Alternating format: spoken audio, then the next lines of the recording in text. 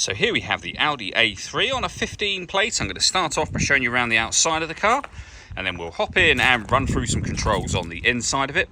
From the outside though, you can see it's a 3-door car with alloy wheels.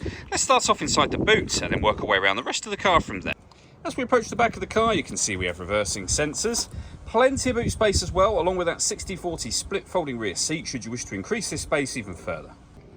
Okay, so we're just going to work our way back around to the front of the car, and then we'll hop in and run through some controls on the inside. But now that we've done a full circle of it, you can see it's in excellent condition the whole way round. Just briefly before we climb in, I think it's well worth seeing the interior from this exterior point of view. There's plenty to run through on the dashboard, so let's hop in and we'll do that now. Okay, now that we're inside the car, we're going to start with the dials. Over on the left-hand side, we have the rev counter and coolant temperature gauge. On the right-hand side, the speedometer and fuel gauge. In the middle, you can see there's a digital readout for the speedometer. You can change that for various different menus. You can also change which menu you have here. So, for example, you might decide you want an onboard computer, which will give you various bits of trip computer info, and will display the total miles of this car. They are 50,643. If we back out to the steering wheel, the buttons I was using a second ago are just here. Over on the right hand side, we have the stereo controls. We have cruise control underneath to the left here. And behind the steering wheel, the minus and plus pedals are so that you can change up and down a gear manually with this automatic gearbox. Over in the center, we then have the main screen for the car. So this is where you will access your music. So as you can see, radio-wise, we have DAB, FM and AM radio. All the movement that I'm making on the screen, I'm doing using predominantly this dial just here. You can rotate it to various different options. It pushes down as well.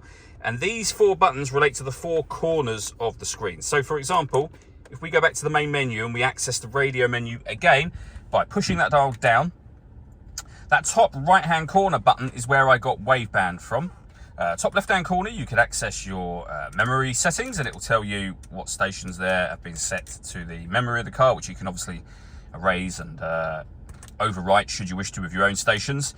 Under the media heading is where you will listen to your own music. Again, top right-hand corner for source will display the different ways in which you can listen to your music. So you'll see there we got an SD memory card slot, CD player, Audi's multimedia interface, and Bluetooth audio. So once you pair up your phone, you'll be able to make and receive phone calls and stream your music wirelessly as well.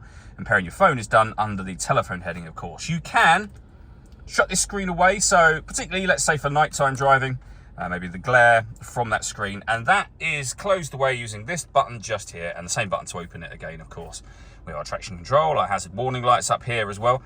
This button turns off the stop and start. This car is designed to cut out when it's stationary in traffic, which in turn will save you fuel. That system is off when that light shows. The drive select button will change the driving mode of the car, if you like, from dynamic, individual, efficiency, comfort, auto, so the car decides for you, and then back round to dynamic again. Beneath that, we have dual zone climate control. You can adjust the passenger and driver temperature. You can increase and decrease the fan speed and determine what direction you'd like the air to be distributed in. When you're happy with those settings, your air conditioning is on at the minute, so that's off, back on again, or hit auto. The car will now maintain those temperatures for you, which you can hear it doing. You can override that at any time you wish to and put it back on your own settings here. We have a cigarette lighter there, which is also a 12-volt charging socket, 2 cup holders, and then the gear lever for the fully automatic gearbox, next to which we have the main volume control for the car.